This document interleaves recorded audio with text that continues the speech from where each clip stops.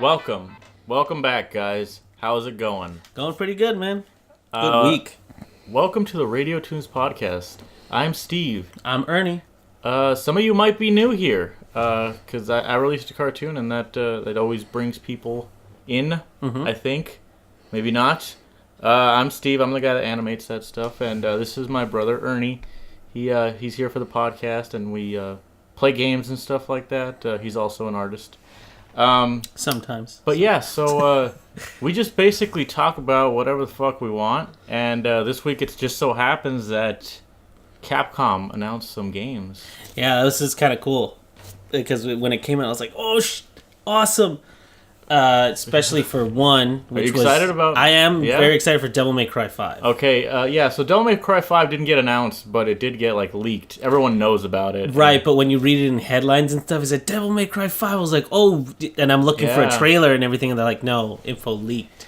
Yeah, and that's actually pretty exciting because Devil May Cry is one of my favorite franchises. I would say, especially Capcom, that's one of their headliners, I think, right? It was, and it's so crazy because we've talked about the origins of it, and we love the story of how it came to be. Somebody was like, "Let me just try something new," and then it's like, "Fine," and then it became a whole new franchise when somebody was able to take a risk, you know? Well, yeah, there was Resident Evil 4. Yeah. And then Hideki Kamiya was, I guess, taking too many, creative, risks or something, and they were like, just make it something else because it's a bit too far. Yeah, it's too far from the Resident Evil formula, which is why the first game is a little more Resident Evil looking, I should say. There's a lot of sections where when you run, it it's a still camera. Yeah, that's why some of those parts are like even that. the way the text pops up at the bottom and stuff, it looks really Resident Evil. He's like, you use the red key. Yeah, yeah, exactly, stuff like that. But yeah, so Devil May Cry is one of my favorite franchises. It's such an addictive game. I think if I were to describe what they were, I would say they're like one-player fighting games, where you're basically you're given enemies to just do cool combos on, and just that's what really sets Devil May Cry apart from other games is that style meter, I would say a lot of people like to categorize Devil May Cry as a hack and slash. Yeah.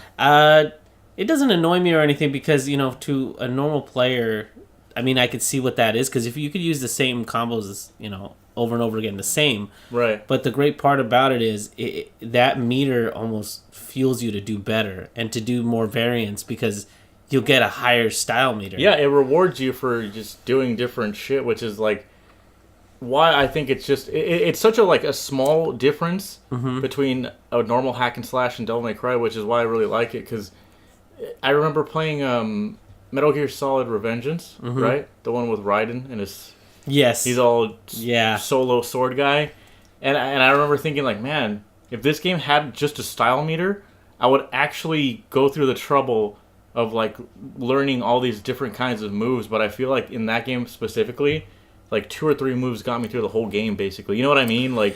For me, it was the slide tackle, and then what was that thing called? It was called the Sanzu or whatever. Basically, where you turn everything into a slicing grid. Yeah. That's what I mean. It's there's not really anything pushing you to master combos or And Devil May Cry, all it has is a style meter, this algorithm that says oh, you haven't used this move in so long, so you get more points for using it. You know what that system reminds me of? It's like in Tony Hawk where you used to just, if you did a trick more than once, the score for that particular trick would go down. So the more you did the kickflip in a combo, the less it would give you. You know? It's actually there's something similar in Smash Brothers. Not so much. Maybe it's a bad comparison, but Smash Brothers has something called stale moves, where if you constantly do the same move, it'll do less damage and less knockback. So you have to do something different. Yeah. Oh, I didn't know that. Yeah, it's something people aren't aware of it, but yeah, it's there. It's crazy. But that's one of the things that separates this game a lot. Personally, I just like the story is a little plain, but the way that Dante is perceived. A little plain? Is that what you said? Yeah, it's a little plain because it's it's that whole thing Sins of Our Father kind of setup. Okay. Where it's Sparta did something, good, but his sons are paying for it, kind of thing. Which is a great storyline, especially when you combine it with somebody like Dante, who has Like, I don't know what he is, but he's like this kind of jerk, but he's so cool that he pulls it off. Like, his personality's always been like that. I think that's what I like about him, because it's like he's not necessarily like evil, because he fights what he believes to be evil, but he's also not like a super nice guy, you know? He's pretty selfish. He looks out for himself, especially in part 3. Like, he just goes around, when he kills people, he literally just takes their power like megaman. Like, he kills Cerberus and he takes them, you know? He kills Agni and Rudra, takes them. And I mean, in part, I think the most we've seen him, quote unquote, be nice is in part 4, when he runs into Nero a few times, where he's kind of like teaching him. Because, like, that's how you do the tutorials, is you fight Dante, remember, in the very beginning?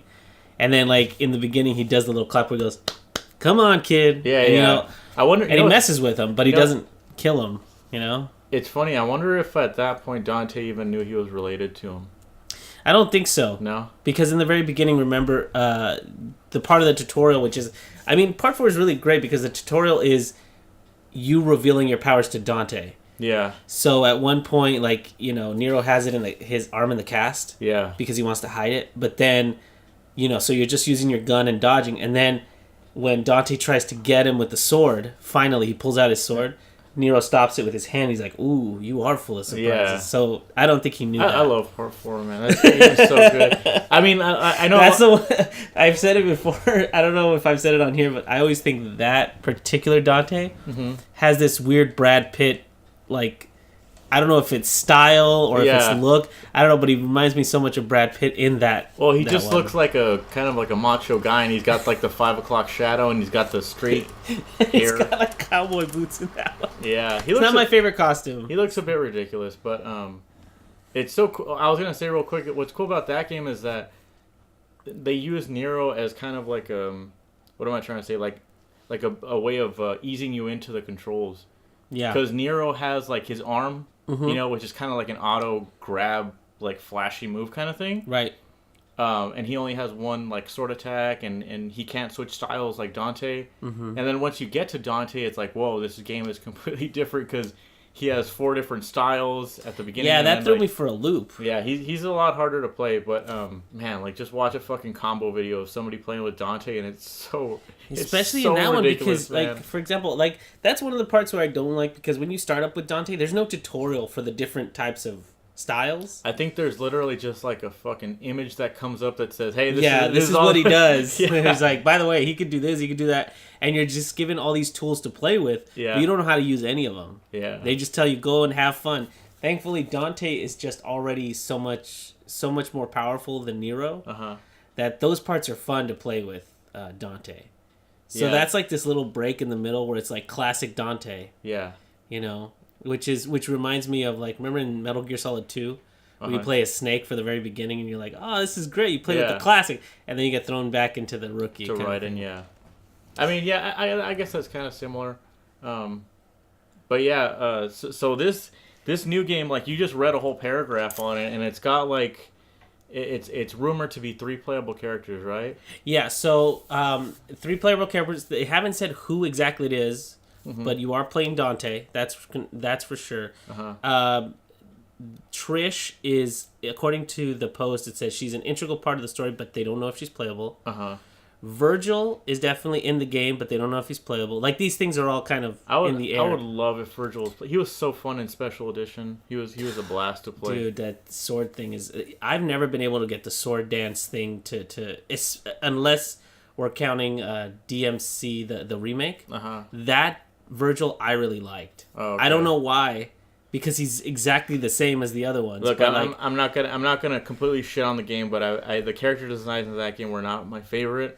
I love those character designs. But look, I will say this: like, the game was still fun. You know, it still had kind of like the Devil May Cry spirit, where it's like you do crazy combos and you kill characters in a flashy way. That's the whole point of Devil May Cry, which is why I was like, it's still fun. It's just the story was a little too like if you listen to what Hideki Kamiya was saying when he first created Dante, he was saying like, Dante doesn't curse, Dante doesn't smoke, because he's too cool for that. So in my head, I'm like, that's a interesting character trait, you know? Right.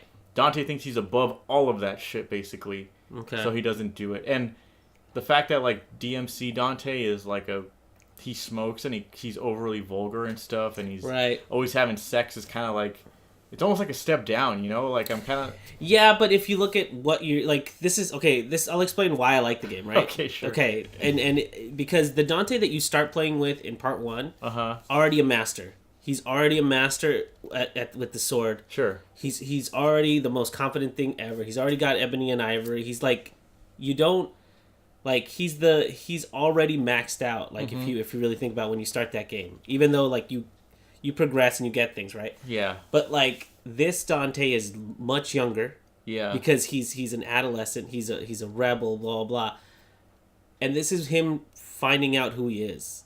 I mean, that's how part 3 is too, though. Devil May Cry 3, Dante's very young. He doesn't wear a shirt. Apparently, shirts. Of course, he doesn't. Shirts are too cool. Don't wear shirts. But I like this one because not only did they like make him kind of an outsider and everything. They really built up the duality between him and Virgil.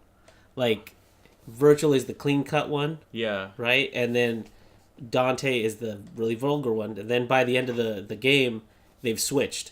Sure. Like, I like that switch better.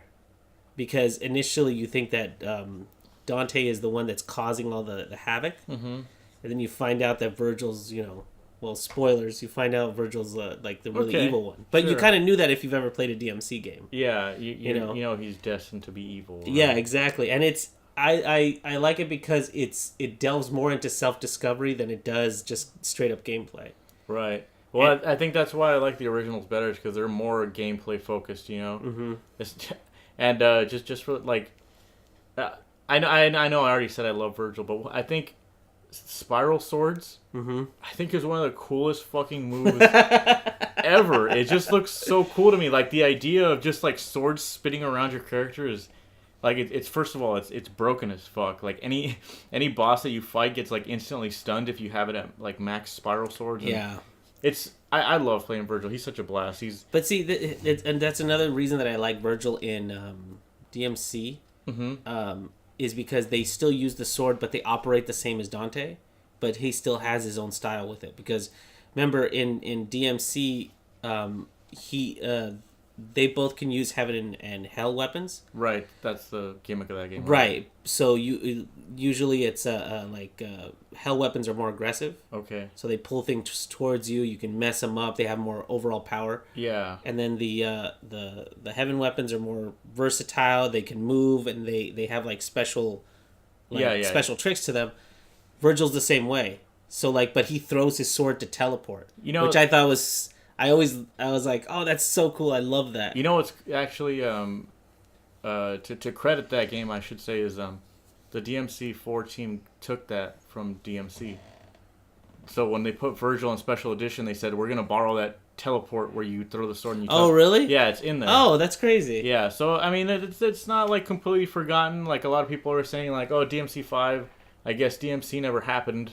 Mm-hmm. But no, and besides, it's a whole different story. And I think they finished their story too. They had the DLC, right? Virgil's like downfall. Yeah, so I mean, it leaves it so that Virgil comes back, but that's its own franchise. I don't know why people are so like upset about it, because this is obviously not the same Dante. It's a different story. I mean, it's obviously super different because the Dante that you play in the other games speaks perfect English and blah blah blah. So you think he's somewhere else, but this is the British version of him because he has that British. He's not British. Patch. Well, he's in London or something because he wears that British patch or something. I don't know. I guess okay. But he's different. He's just completely different. So just leave that's just a different version of him. The other game that we were gonna mention was they Capcom said like Mega Man 11. How many versions of Mega Man have there been? Okay, well, let's finish up this Mega Man 5 rumor. So what else were they saying exactly? I heard that Dante, right? The Devil May Cry. I said, yeah, let's finish up this. Okay. What did I say? You said Mega Man 5. Oh, I'm sorry. But yeah, so a couple of different things. 60 frames per second.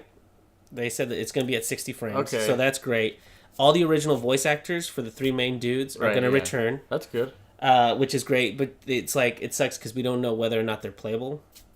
There is a Prince of Darkness, I remember reading in the post. Okay. Which could be Mundus. All right. but they're not sure exactly what that means. So Mundus hasn't been in the game since part 1. He's at the end of part 3. But... And DMC. Oh yeah, he's in DMC. You're right. Yeah. Okay. So that's a couple things. They said it's borrowing some elements from Dragon's Dogma because some of that team is working on this. Oh, that's cool. You know what? I hear good things about Dragon's Dogma. I tried to play the first one. I couldn't really get into it. It's an open world, like almost like fantasy setting. You're fighting like dragons, obviously, and like weird, like mythical looking creatures like griffins and stuff. Mm-hmm. I couldn't really get into it, but I've heard they're really good and they get pretty good ratings. So whatever. You want to hear something funny? I always get that confused with Azura's Wrath for some reason. Yeah. I don't know why. I always got those two confused. You know, it's like not to get too sidetracked, but when you really think about all the games Capcom releases, it's like, when the fuck did this come out? And like, no, that's the weird thing. they have a game ironically titled Remember Me, which I don't remember them ever making, and like, it's a little on the nose, Steve. Yeah, there's. Yeah, but so was that it for DM? There was one more big thing. Oh, they have a trailer. Okay. That's ready to go supposedly.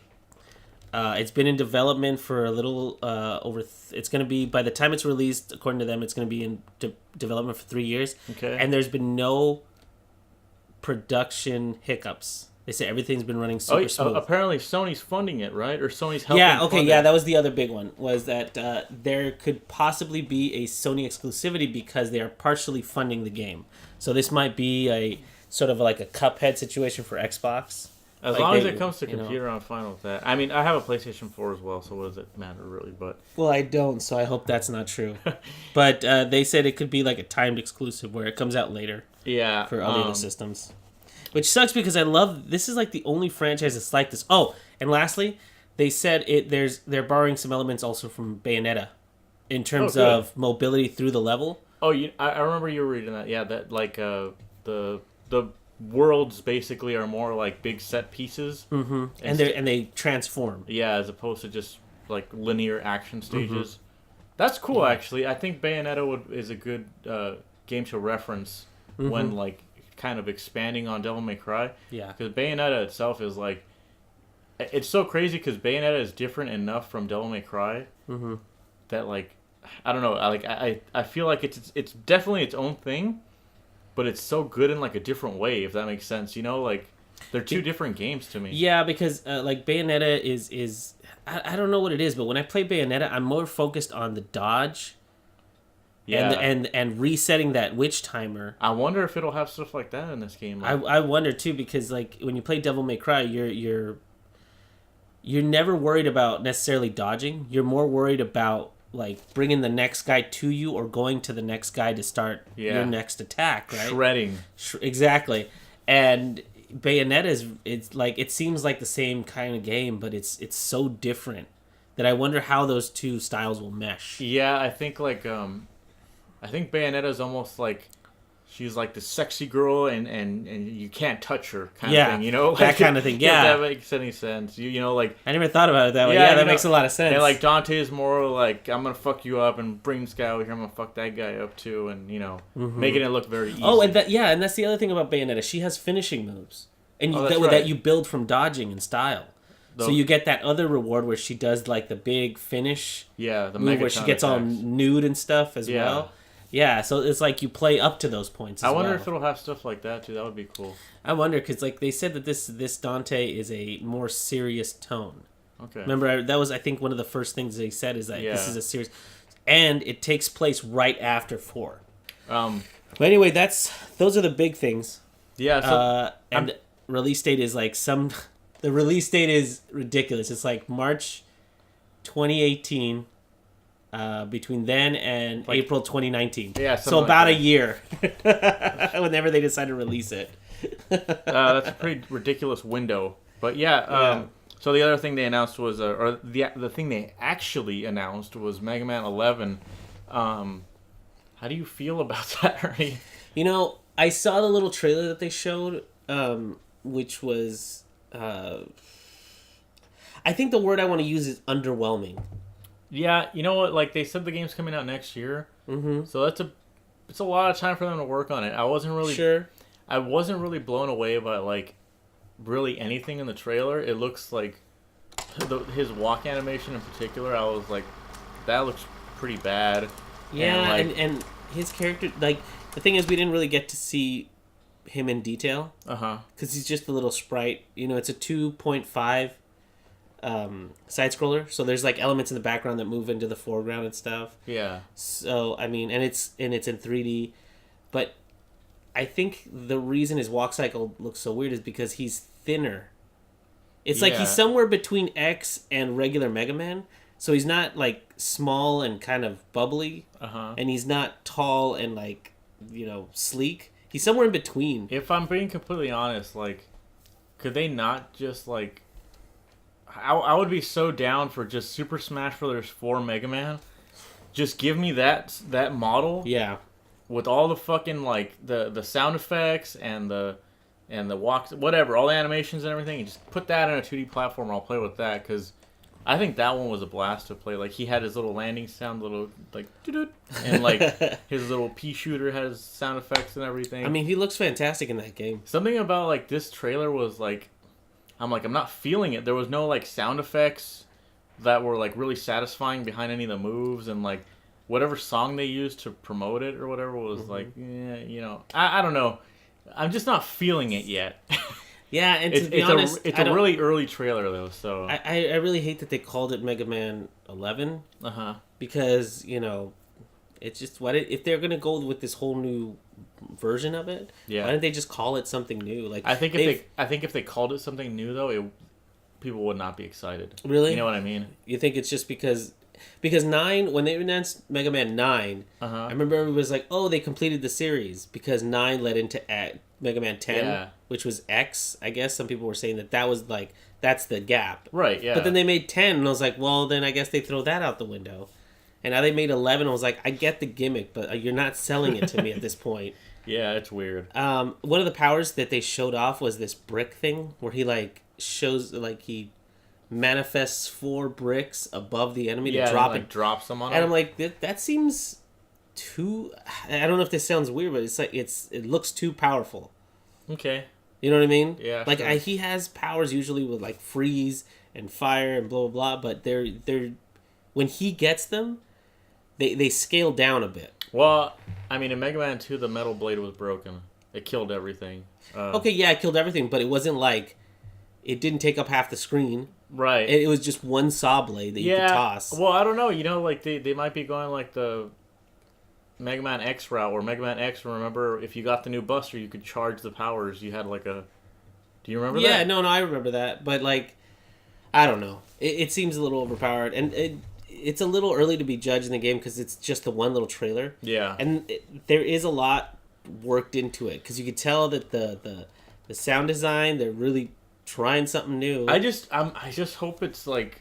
To be honest, like, the first thing I thought, like, when I saw it was, like... I hope this is not Mighty Number 9 because it kind of looks like that, like 2D, like, I don't know. I think a 2D 2.5D platformer has to be done super well for me to be interested in it. Like, even new Super Mario Brothers, I was like, I don't like this. You know, like, there's I don't know. You just need to be really fucking good at selling that game to me, basically, because... Yes, like, I love those type of games, like a 2D side-scroller still now. Like, one of my favorite games is still, like, Shadow Complex. Okay. It was a couple years back, but it was one of those, like, it was a 2.5, like, Metroidvania kind of thing. Yeah, people compared it to Metroid a lot. Yeah, and I loved it, because, like, there's something about only having one plane of being able to move around that allows you a lot more exploration than 3D, or a lot less exhausting exploration. You know, but I don't know what it is, but like, to me 2D is always just going to be tighter and faster. Yeah, you know? Because you can because the thing about those is and I think a lot of people have already touched on this, but you can really control what the player sees because he's only going in 2 directions. Yeah. When you're dealing in 3D, they can go anywhere and do anything. Yeah, I guess so. But, like, I don't know. Even the new Metroid, the 3DS one, I was telling you that, like, Samus is kind of clunky. She's kind of slow. Like, you play Super Metroid and it's like speedruns were born from this fucking game because you can move so fluidly. And because things need to feel snappy and things need to feel responsive and fast, and I don't always see that in 3D platformers, I guess. Like the 2.5D platformers, I should say. Yeah. Underwhelmed by the Mega Man trailer, unfortunately, because I was... When I initially saw it, I remember I said, "Oh, did they redo Mega Man X?" Because there was another post that said Mega Man X 1 through 7. I guess they're porting like a bunch of the Mega Man X games. So I'm like, okay, that's cool. But like, I don't want to. I mean, we have it now on the Super Nintendo, the SNES Mini. Yeah, I have them all on there, and you had them on the Wii U for a while. Yeah, and we have the cartridges. I mean, I think we bought them enough. I think basically the main thing about these announcements is like, I'm happy they're announced. Those are two of my like fucking favorite Capcom franchises, Mega Man and Devil May Cry. But it's hard for me to be really confident in Capcom because MVCI was just like, I don't know what happened there, and like Street Fighter V is doing this whole like season pass like DLC thing, and I'm so not a fan of that. So I don't know. We're gonna see how these things plague my other favorite franchises, I guess. But also Puzzle Fighter, right, Steve? I didn't even download that. Like it looks really bad, but I haven't played it, so I don't know what to say about it. The only thing I'll say about it is this: is it fun? It's the puzzle part is fun, but the actual like animations and the models and everything, they look awful. I was looking at some of the characters and I was like, geez, like, do you guys not know why the original ones were appealing? Because these look really weird, and they look weird, and like, I've only had a limited amount of playtime with Street Fighter V. Yeah, but it looks like they took a lot of those animations and moved them into this one. How does that make sense, though? I don't know, but like, for example, Ken, when he says "I did it," and he goes like this, it does like none of the animations look. He raised his hand, by the way, because no one can see that. No, right. He goes like, "I did it," and he goes like this and turns his head away from the camera. I was like, this looks odd. This doesn't look like it was done for this. It looks like they brought in something else. Okay. And then the voice actors are just like weird. I don't know how to explain it. Like, the puzzle part of it is fun. Yeah. But I remember when I played Puzzle Fighter on like PlayStation, it was fun to do something because the animation at the bottom when they fought was kind of kooky and it was fun. And like they're like, what are they called? What do they call it when they make them small? Chibi. The chibi versions of them were cute. Well, I don't mean to shit on the game already because I haven't played it, but I don't think puzzle games are hard to program. It seems pretty straightforward. But also, I was never a fan of the original Puzzle Fighter. It's just not my thing. I don't really like it. I mean, it's a fun time waster. Sure. Yeah. And since it's mobile, I'm sure it'll do fine. But it's all full of microtransactions. Well, speaking of mobile games, I did get Animal Crossing. Me too. Got that too. Everyone was really excited for Animal Crossing. Everyone was switching their region to Australia just so they could download it early. Are you serious? Yeah. Oh my goodness. So Animal Crossing Pocket Camp. I don't, if you've ever played an Animal Crossing game, I don't think you'd be surprised to see it turn into a mobile game. Animal Crossing has always been about like waiting for shit, basically. So, it's always seemed like a collect-a-thon. Yeah, well, I mean, yeah, but you, I don't know. Like, look, I'm not the guy to talk about Animal Crossing with. Like, people love that fucking game, and like, they love the characters, and they love like the feel-good nature of just the vibes of it and stuff like that. And I've just been like, why am I playing this? Like, I played New Leaf for a good amount of time just because I had a friend who was playing it with me. Mm-hmm. But I don't know. It's just so boring. It's like, this is just what I do? Like, it just seems like I'm wasting my life with this game. Like, I'm sure people will be upset to hear that because I know it's a beloved franchise, but I just don't know. Like, and I'm playing this mobile one, and people are just like, oh, this is abysmal. This is not what Animal Crossing is. And I'm just like, it kind of is. Like, I guess for people that don't play it, it kind of feels like, because I'll tell you what, I'm at level 9, which that's pretty slow. Okay. Because I have a couple people at work that are also playing it. They're at level 20 already. All right. They're playing it hardcore, right? And it's like, to me, the gameplay is just a collectathon. I go to this place, collect stuff because this guy at this other place wants like 5 peaches. Apples or peaches. And I was like, which I'm like, okay, I could do that because then I get stuff. And I get stuff to decorate my camp. Yeah. And then when you get stuff to decorate your camp, you can invite more people, and more people means bigger campsite, blah, blah, blah. I'm like, okay, this is a nice little time waster because it's just a collectathon. I can play collectathons. That's fun. Well, I was going to say, I think what's strong about this title is that it's mobile. That does help. Because it's like, when I put something else into my 3DS, and I even thought about like, oh, jeez, do I really want to get Animal Crossing from its box, put it into my 3DS, wait like the fucking 2 to 3 minutes it takes to load my town? Like, I don't really care that much. Like, it's just, what do I get out of this game? I don't understand. But it's just, I guess it's just not for me. Although, this Pocket Camp one, I don't really have any complaints because I don't really, it's just there, you know? Yeah. Like, I pick it up when I'm not doing anything, and like, I'll talk to Apollo, that bird guy. I'll just say what's up, and he's just like, hey, you're my friend. And then I get like points for it, and I'm like, cool, I guess, yeah, we're friends. We're friends, man. The only thing I don't really like so far is that there's not a lot of clothes options.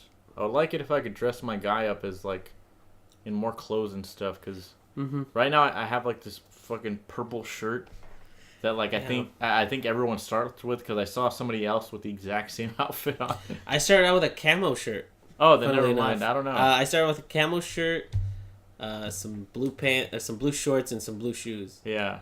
And one thing that's kind of weird, like, it doesn't matter your gender, you could buy a dress and wear it. Yeah, you can wear whatever you want. They gave me a dress right off the bat, and I was like, I don't have anything against people that wear dresses, but I'm not gonna wear this. I want a shirt. Like, I just want a different shirt, or like it, and maybe that's what people are saying, is that like, even if you want like a different shirt, you're gonna have to pay money for like Leaf tickets, or like like it's plagued with that kind of stuff. But to me, it's like, okay, just fucking wait, because that's what you did in the original one. Like, yeah, you just waited and you got new stuff. Like, I mean, in the original okay, so New Leaf, it's like if you got a bad haircut and you went back to the barber, they were like, you have to wait one whole day in real time for you to get another haircut. And it's like, why? Like, at that point, I'm like, why would I play this game? Like, I have to wait a fucking day to get a haircut? Are you serious? Like, this doesn't... Okay, whatever. The game is fine. I don't mind. The Pocket Camp version is fine to me. I think it basically... I mean, I guess not to hardcore people, because I keep hearing like people that play it hardcore. Like a friend of mine, she played the original, the New Leaf one. She still plays it. And she said, yeah, this is kind of like a dumbed down version of Animal Crossing. I was like, this is a dumbed down version? Look, I was like, this seems like everything it was already. If hardcore as in like, okay, this is what you did in the original Animal Crossing. You expanded your house, right? And you owed Tom Nook money. Right. So you went to like this island and you fished and you caught stuff, you sold it at the shop, you got money, and you paid it to Tom Nook. That's all the game was. Like grinding and grinding and grinding bells. Well, to be honest, then this Pocket version is just streamlined, because that's what I'm saying. I'm like, so instead of at least I don't owe anybody paying money. Back, yeah. Instead of paying back Tom Nook, what you do is, when people are like, "Hey, I'm really hungry. I could go for some fish." You go fish for some fish, and when you give it to them, they give you material instead of bells. Yeah. Right, and you can use the material to build crap. Here's the weird part. Okay. You talk to the guys, and you're like, "Hey, visit my campsite," and they go like, "Well, you know, what I would really like to see at a campsite is if you had these 5 pieces of furniture. Once you build those 5 pieces of furniture, I'll be right over." It's like, it's strange, because when has that interaction ever been okay? It's like, "Hey, Steve, I'm going to go over your house, but you better have a PlayStation. I want you to have a comfy chair. Make sure you have nice linens, and then I'll come over." Okay. And you're like, "Okay, I'll get right on that." I mean, I don't know. I mean... But that's what gets you bells. It's like people coming to visit your campsite. Oh, okay. I see what you're saying. Yeah. I mean, I don't know. I'm fine with that. Like, you're saying it's a dumbed down version, but it's like, if more complex means more grinding for bells, then I'm down for the dumbed down version because I don't want to do that, you know. Well, and the bells as I've seen them right now, all they do really is get you specialized items. Mm-hmm. Like I forget what the dog's name is that plays the guitar. KK Slider. Well, if you buy his little stool, he'll come play at your house. But that's these two items, this and then Tom Nook's little chair too. Like you can buy one of those too. Those cost bells. I don't want them in my house. Like anything else, it's like, hey, do you want to speed this up for 20 bell like leaf tokens or whatever? And you could do that. I mean, I don't have anything against KK Slider either, but like, he's another one of those characters where people get all crazy about KK Slider, and I'm like. And right now they had a big update that you could get like a Christmas tree, a Christmas hat. I got a little Christmas hat for my dude. I saw that and I was like, dude, the materials they want you to get for all this shit is so ridiculous. Yeah, but if you even play the game for like 20 minutes a day, which is like, I don't know, 5 bathroom breaks. Okay. Yeah. If you take like a break and you play for 5 minutes, you can make that in a day, no problem. Like I have a question. How do you get candy canes? Because they want me to get candy canes. You just do what you regularly do. And most people will give you a bonus, like, candy cane. Oh, it's really? just part of the new currency, yeah. Whatever. But it's only a limited time kind of thing. So, I mean, to wrap up. Are we already out of time? No. To wrap up this Animal Crossing conversation, I think it's fine. I think it's fine. Between the two, if you were gonna get one of these games, I would get Animal Crossing. Because Puzzle Fighter is like... Oh, you're comparing it to Puzzle Fighter. Yeah, well, since we talked about two mobile games. Yeah, sure. The Puzzle Fighter is fine, but you always have to play somebody online, right? And you know, people are already great at this game and blah, blah, blah, so I keep getting my ass kicked. And there's only like 3 missions per day that you can play to just kind of practice. Yeah. So you just have to lose a bunch in the very beginning. I mean, that's the other thing, too, is like I'm not super into mobile games, but... Animal Crossing doesn't really feel like an obligation, you know? No, and that's the thing. It doesn't bug you with things, you know what I mean? I think the only notification I've ever gotten from it was, like... Christmas time? Yeah, it was like, hey, Christmas stuff is available now, so you can get a Christmas hat or a Christmas tree. And I feel like I can drop back into Animal Crossing pretty easily. And you don't... I don't know if this was the thing in Animal Crossing, but if you left Animal Crossing for a while and came back, things would be in disarray. Yeah. In this one, you leave and come back, everything's just the same. That's what's cool, yeah, because in the original one, if you left for like a week... So, if Smash Brothers came out for the 3DS, and you didn't play Animal Crossing, your guy had like fleas in his hair, and like his hair was all messed up, and you had to get a haircut to get it looking nice again, and... The plants were dead, and like, wow. And Isabel comes up to you and says, "What the fuck?"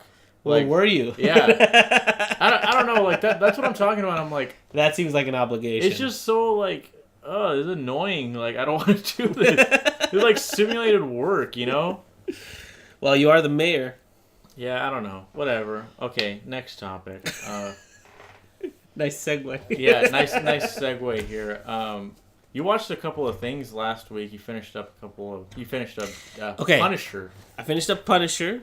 And you watched Baby Driver. We also watched Baby Driver, and we both watched that Yu-Gi-Oh movie.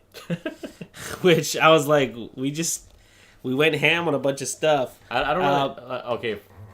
I'll start with Punisher. No, I was going to say, just for the record, I don't really have anything to say about that Yu-Gi-Oh movie. It was let's start at the top, right? Because Punisher, we kind of talked about the last time. What's your rating on Punisher? Punisher is out of 5. What's the rating? Out of 5 skulls, because you know that's what he wears. Does he? Where's the skull? Yeah, he wears it at the beginning and the end of the series. I was making a joke, right? Okay. I would give this a 5. 5. A 5. A perfect score. I actually think the more I think about Punisher and I start to remember things about Daredevil, I kind of like this better than Daredevil. Really? Yeah.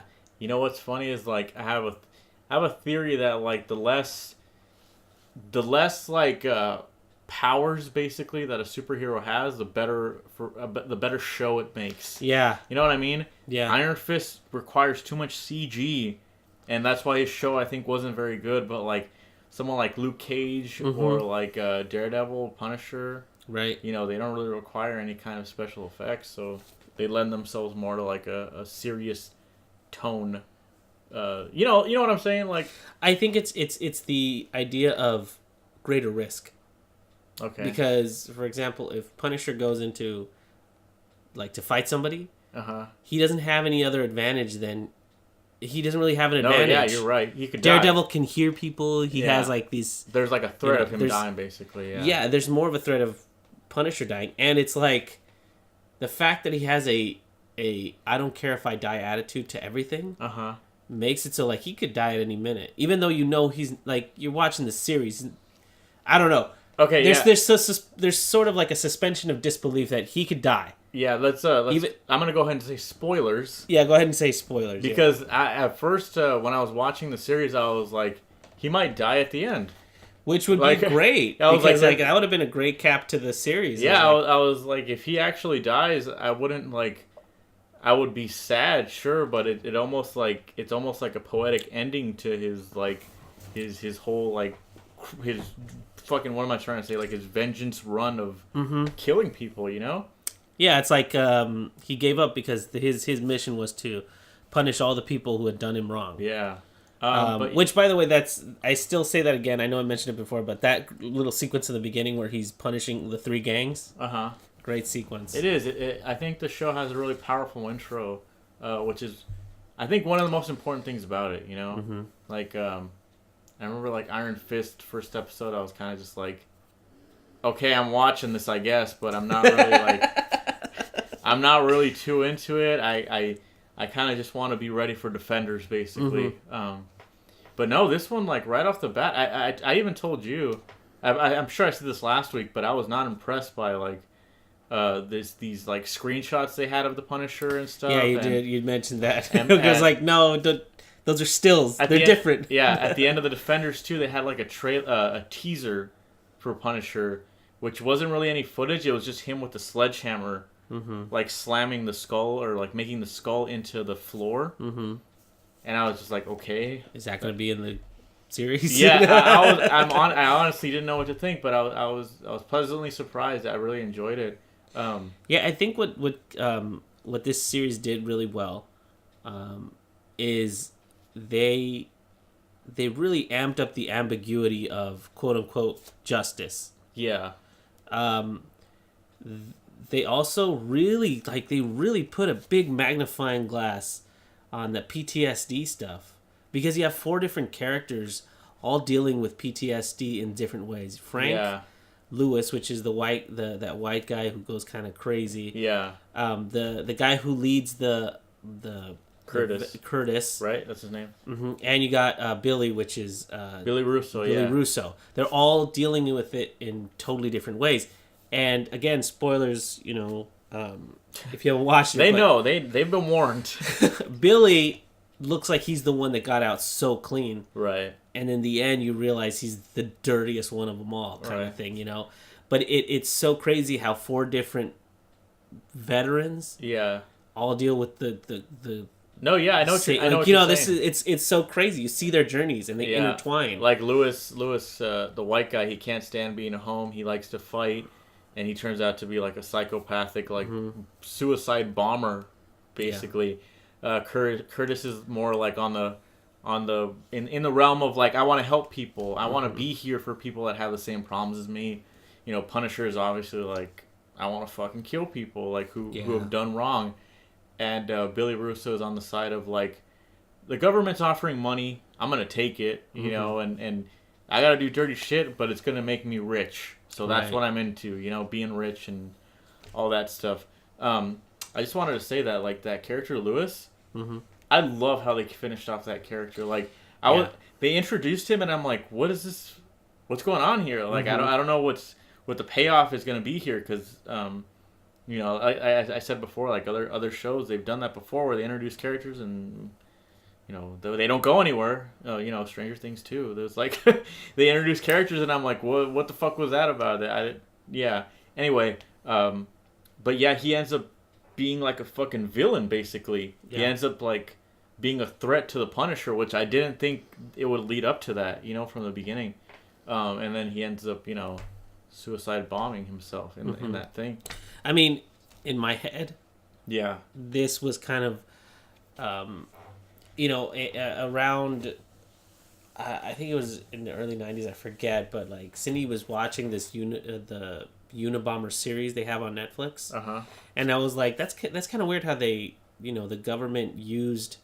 They kept talking about how the government used us up, and now that we're not fighting for them, they're throwing us away, kind of thing. And then like that Unabomber thing was kind of the same thing. The government had done some work with him, and then when he got thrown out, he became the Unabomber. Is that true? And I wonder. I didn't know that actually. Well, I'm seeing. I don't know if that's a solid connection, but I'm seeing like because those things were parallels here. Yeah, parallels. Yeah, because, I get you. And it's weird because Lewis as a character, right? He starts off, and I don't remember him saying that. Oh, I was bomb unit. I was this. I was that. So I didn't know if he had a specialty in making bombs. But they seem somewhat sophisticated because remember he had one strapped to his chest. Yeah. He had the one rigged in the house, and all this stuff. That part was a little sloppy. But what I liked about Lewis as a storyline, aside from that, and I think I mentioned this on the last podcast, is they gave him to you in like little chunks, and incrementally they got bigger and bigger that's what as I mean. they went. It's like they once those chunks started getting bigger, basically, I was like, what is this leading to? Yeah. Like, how is this going to tie into Punisher's story, basically? But it was interesting enough that you wanted to see, like, when the next set piece came, it was like, oh, there's another little piece of this. Know why, too? Like, why I really sympathized with him was because they have his dad there, too. Yeah. And his dad is saying, like, I don't know what to do, man. Like, I just want to help you, and you're in this place that I can't figure out where you're at here. Like, I feel really bad for him, and it sucks. And then at the end, even Frank uses that against him. Remember, he says he's like, you brought your dad into this shit. Now, like, that he's gonna be all over the news. There's no way he can escape this. You basically fucked like everyone's lives up because trying to make some kind of statement or something. Yeah, because like if you think about any time that this kind of thing happens, somebody goes crazy, you're blah blah blah, or you find out that so and so's son was like a Columbine shooter or anything, you immediately turn to the parents. Yeah. And I think this kind of highlights that that dad was just trying everything. He was trying everything and anything to get his son well. I mean, he called Clark and was like, "You got to come talk to my kid. He's sleeping outside." Curtis, sorry. You got to come talk to him. He's sleeping outside. He dug himself a hole in the backyard. Yeah. Like, he tried everything. He did, yeah. But that's what I'm saying. It's like he felt like, I mean, they bring in that dad character to show you that, like, he's a normal-esque dude that, like, the military can just kind of do this to you. Yeah, and it sympathizes because, like, a lot of people, the first thing they ask about somebody who goes crazy is, like, where are the parents on this? Yeah, but this is an example of, like, he even says, like, he's like, I want to help. And he's like, you can't. And it seems, and it's said almost in whisper because remember their whole, like, he's hugging his kid. He's trying to hug him as tight as possible to try to show him, like, dude, I'm here for you. And then the kid just goes, you can't, and walks away. And it's just like, there's some lines in this that really get to me. That was one of them. And in the series ending, it ends really poetically because in the very beginning, like, it opens, or the veterans in that Curtis, right? Yeah. Curtis, he talks to all of them. He says, like, this is where the work gets done. Yeah. And it's not glamorous and blah, blah, blah. It's us talking it out. And that's not very exciting. Right. What Punisher does is really exciting. So it's kind of like, then Punisher walks in afterwards, like, well, you got a bunch of guys talking here, blah, blah, blah. So he's not saying it's stupid or anything because he really respects him. Right, for what he's doing and helping out and everything. But Frank's like, this isn't going to help. And then at the very end of the series, Frank is in the circle talking. And Frank Castle utters the words, I'm scared. Yeah, this really badass dude who you've come to know throughout the series says, I'm scared. And it's and it's just, and it ends on that line, and he says it, there isn't any grand score that goes with it. There's nothing grandiose about that ending. It's just like, the camera's low, so you feel like you're part of the circle. Yeah. And it spins around so you understand that you're in this circle now with him. Yeah. And then he just kind of says it casually, like if he's in the meeting and he's talking directly to you, because he looks at the camera. Says he's like, I'm scared. What's funny is, like, the episode before that, I thought that was the end. And then Netflix started playing the next episode. Because, you know, like, it's funny, like, the episode before that ends with him basically killing that guy that basically did all this. What I don't know what his name is, but he... It was the general. Orange or something they call Agent him. Orange, yeah. Yeah, and if the show had ended right there, I would have been like, cool. That's it. Like... What you talk about? There was so much left to be undone. Yeah, dude. but, like, I don't know. Like, if they would have said, like, oh, Punisher Season 2... coming, like, you know, 2019 or something, I would have been like, all right, cool. Yeah. This one kind of ended with, like, you know, him getting what he wanted. I mean, he didn't kill Billy or anything, but, you know. No, Russo... Oh, man. Russo is actually... The fight with him and Russo... Yeah. ...was so goddamn good. It was pretty good. I liked it. The only thing that wrecked it, I thought, was... Dina. Why? Because it looked like she died. Yeah. And I was like, oh, wow, she died. And there was some heavy... There was... Because she died, that moment felt heavier. Where he's, like, holding her head. Yeah. And you see blood gush out as soon as he picks up her head and, like, puts something over it. Yeah. I was like, oh, damn, dude. And I thought, Frank is screwed for sure. And then they wrapped the whole thing up at the end. And she's got a bandage on her head. I was like, he took a shot to the head. Pretty tough. I was like, what? What? Well, you know what? I mean, maybe they were using that to kind of mirror Frank. Because Frank also took a bullet to the head and everyone thought he was dead. So maybe they're using that as kind of like oh, hey, we're head buddies. We're bullet head buddies, huh? I guess. I don't know. I'm just trying I mean, look, that was a weak defense, but that's just what I thought. You know, Billy Russo is a character named Jigsaw. I didn't know that. I looked it up afterwards. Yeah, you told me that. I was like, oh, that's so cool. So I guess, like, he's going to come back with stitches on his face or something? Yeah, because just so, like, everybody knows, when Frank fights Russo... Yeah, he leaves him disfigured in every way. Dude, it's so brutal. If you only watch one scene, watch that one. Because, like, it's the most gruesome way to mess somebody's face up. And I've never thought about doing this, but, like, he smashes Russo's face. Why would you think about doing this first? Well, because, like, you know, well, like, what I mean is, like, he can disfigure him any which way, right? Yeah.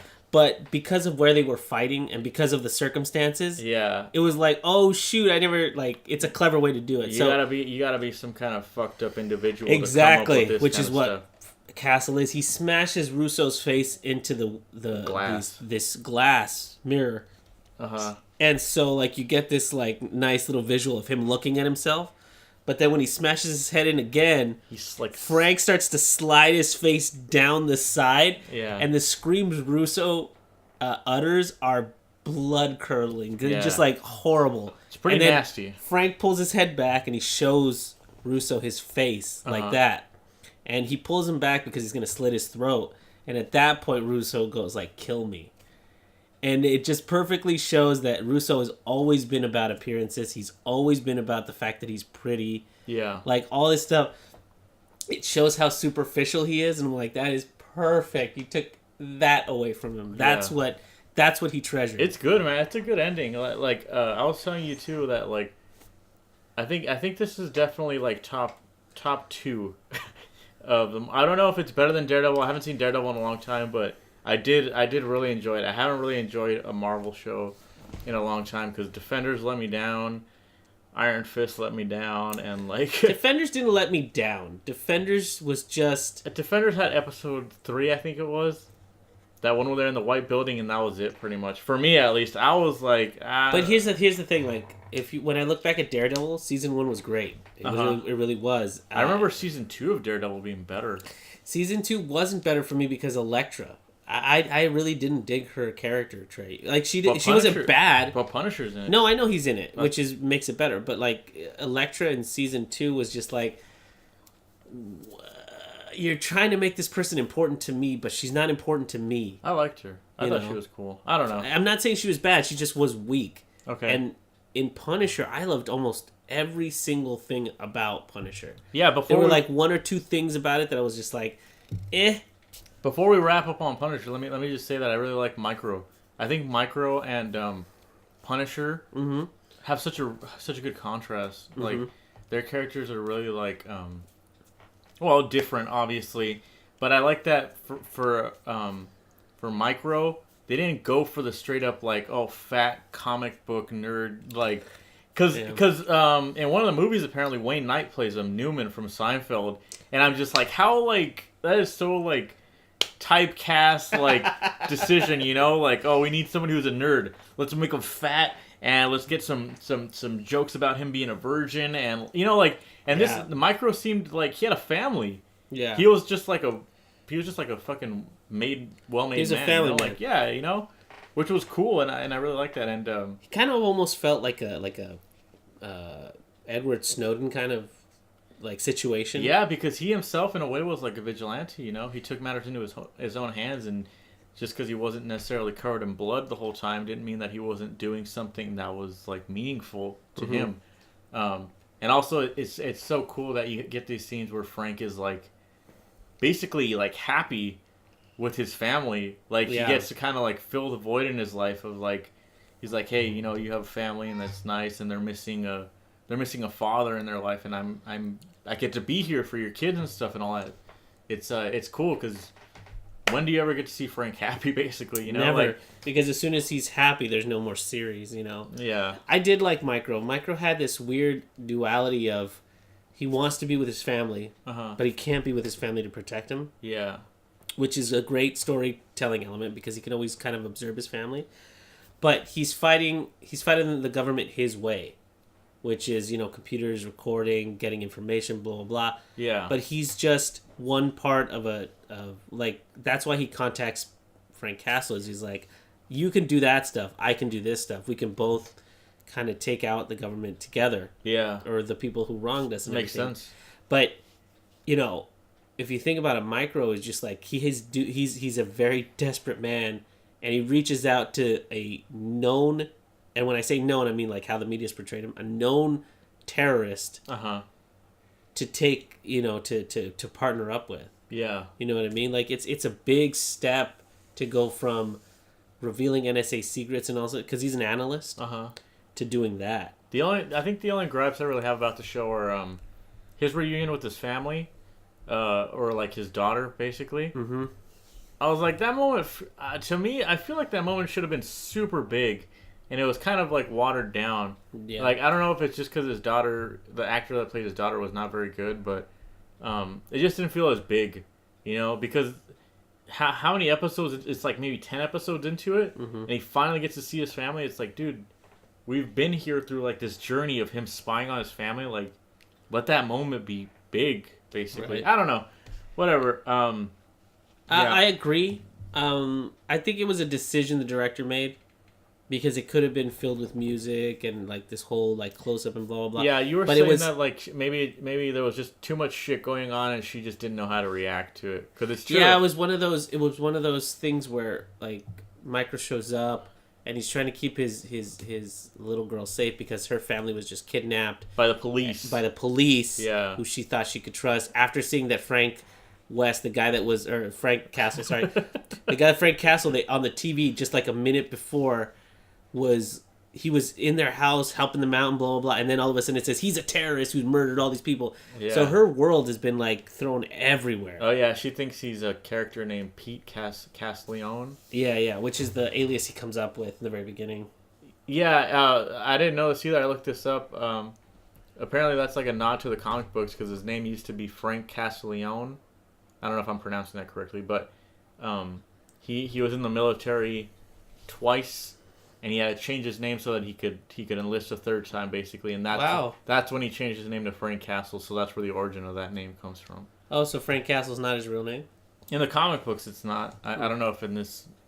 I think that's why I'm saying this is just like a nod to the comic books. It's kind of cool though. But yeah, so we got to wrap this up, because it's been a long time. But, we still had a bunch to talk about. Do you want to just real quick? What are your thoughts on Baby Driver? Baby Driver was good. I enjoyed it. The hype was I'm not gonna say undeserved. Because the directing and Edgar Wright, by Edgar Wright, with the music and everything, was fun. Yeah. I just think it was a little unbalanced, because like in the beginning it was all about the music, and then towards the end it was almost like a side note, I want to say. I mean, I kind of feel the same way. I watched it again with you, and I kind of felt like the parts that I really liked were still really strong.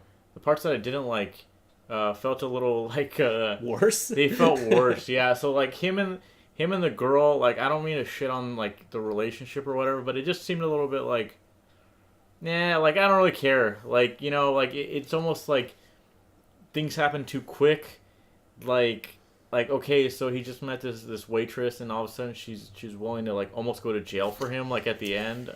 Yeah, it did. Spoilers for Baby Driver. I'm sorry. Sorry. Well, it almost felt like a Romeo and Juliet type of romance where it's all very surface. Like he's cute, he must be in love with her. She's adorable, so he must love her. You know what? So that's another thing that I was noticing the second time around too, is that like if you know anything about Edgar Wright films, they're kind of like set in this universe where it's like a little bit surreal. Mm-hmm. So there's like a little bit of suspension of disbelief. So like a good example is like this motherfucker wears the same jacket throughout the whole movie, even though the police have a picture of him wearing that jacket. Like, like these are just things that you have to ignore because that's Edgar Wright, and he's more about telling a story visually than making sense. You know what I mean? No, yeah. So like in that aspect, I'm kind of like, okay, so maybe her being in love with him was just part of that, like I'm just supposed to, believe that it's happening. Yeah, no. And again, I like Edgar Wright movies. We were talking about the ones that I like, and Hot Fuzz, I love that movie. Yeah, and the thing he does a lot is he doesn't parody genres, but he like exaggerates them more. Yeah. Right? So like Hot Fuzz was your buddy cop movie, and he exaggerated that by putting it in a small town and having this big time cop in there. Yeah, and all the parts that were supposedly quote unquote cool was like paperwork. Yeah, exactly. Like those action shots where you see people gearing up. Like he applied that to when he's filling out paperwork. I was like, that's why I like that movie. It's funny without being silly. I don't know if that makes any sense. I will say though, I really enjoyed it even the second time around, because Edgar Wright movies seem to have like a lot of adrenaline and a lot of energy, and there's cool like that first scene, man.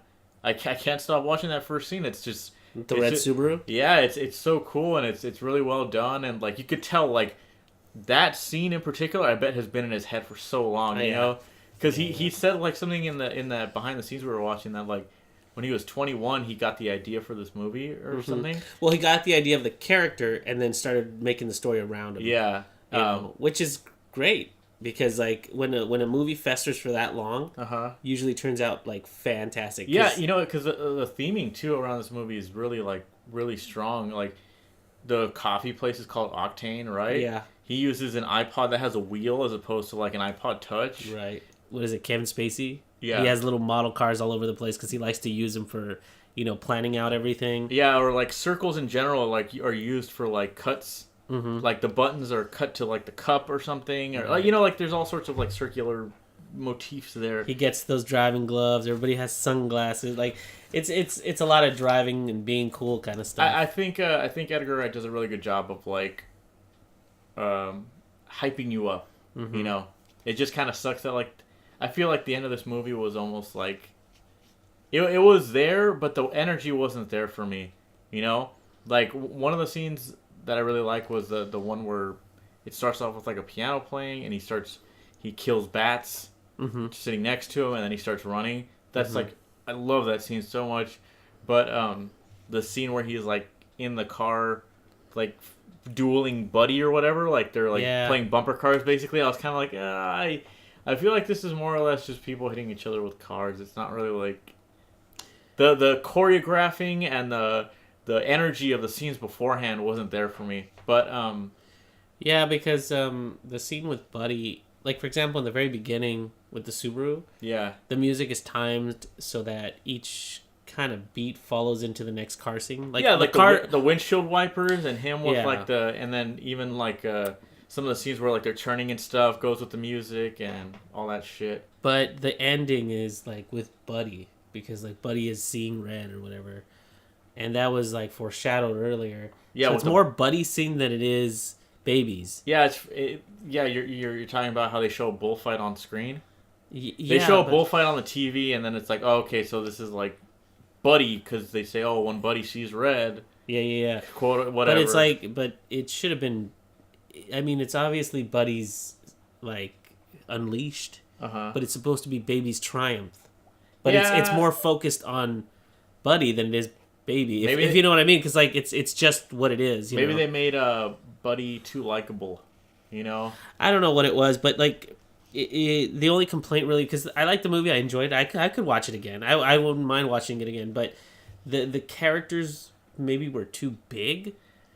Okay, I don't know, because like Bats is like Jamie Foxx did a fantastic job with that. That's what I think I'm talking about. Is like Buddy and Bats were like not likable, but they did such a good job. They almost kind of like out-acted Ansel Elgort, like a Baby Driver. That's what I mean. It's like these big characters. You got Kevin Spacey. You got Jamie Foxx, John Hamm. You got John Hamm, and you even have the Punisher. He's in there too. You got all these big time actors, and then you got this guy who and he did a great job, but he just doesn't have the experience as those other guys. So he's almost overshadowed in the movie. Yeah, there's actually a scene where like he gets up, they find his tapes, and they're just like, you need to explain what's going on, Baby. And he's like, fuck it, the job is off, we're getting another driver. And Baby gets up, and he says like, no, I'm gonna be your driver or something. And like that moment, especially the second time I watched it, I was just like, this guy is not intimidating. I don't think this guy can like really lead this crowd of people, basically, you know, because he's just I get the movie's called Baby Driver, right? Like, okay, yeah, like he's supposed to feel like a young kid, and babies repeat stuff, so he repeats everything that he sees on TV, and I get true, it. Like, but like that moment in particular, I think it was the same time where I was just like, okay, he's showing that he's not as experienced, but like this, I know the script is written to be ridiculous and everything, but I didn't believe he wanted to do the job. That's what I'm saying. Is like I don't believe that he would be able to convince those people. Basically, right. You know, like I think they maybe should have reworked. Well, whatever. Part. Yeah. But yeah. So we're way over an hour here. So. But anyway, I did like it though. I did too. I would really recommend it. If you haven't watched it yet, I think it's a fun movie to watch. It's a really really good like high energy film. Especially if you're a fan of music, you know, like it. And if you're a fan of Edgar Wright, it's definitely a movie you should watch. So we're recommending The Punisher. What else did we talk about? Go play Devil May Cry. Devil May Cry, Megaman. If you never played Devil May Cry game, go play a Devil May Cry. Sure. Don't download Animal Crossing or Puzzle Fighter. Don't download Animal Crossing. Don't, because like I downloaded it. I'm kind of addicted to it now, but like you don't see you don't see any lasting appeal there. No, play Words with Friends. There you go. Play that. All right. Well, that does it for this week, guys. We'll see you next week. See you next week, guys.